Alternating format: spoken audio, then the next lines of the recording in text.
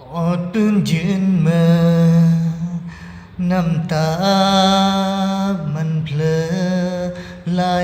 หล่นเมื่อหัวมีคนมาปล้นเอาใจเจ้าไปที่บอกว่าฮักอาย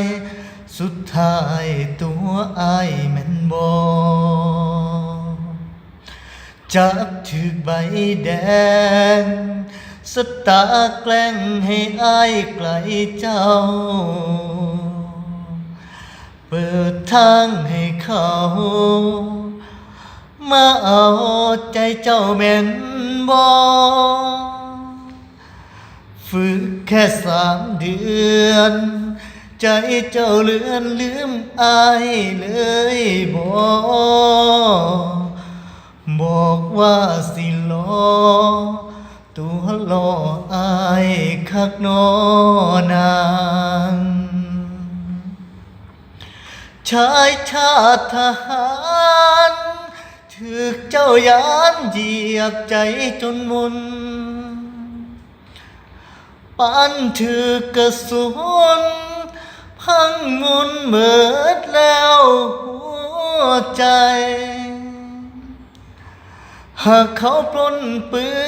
นอายยังพอสิตามขึ้นได้ แต่เขาปล้นใจเจ้าไป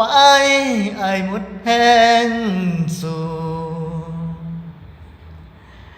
อยากหนีจากค่ายออกไปถามเบิ่งใจเจ้าเด้น้องลาหักของอายเบิดค่าจากใจน้องลาตอนใดเขามีอย่างดีเจ้าคือมอบหักให้เขาไปรั่วของชาติคืออายสิขาดใจตายในค่ายแล้วเด้อ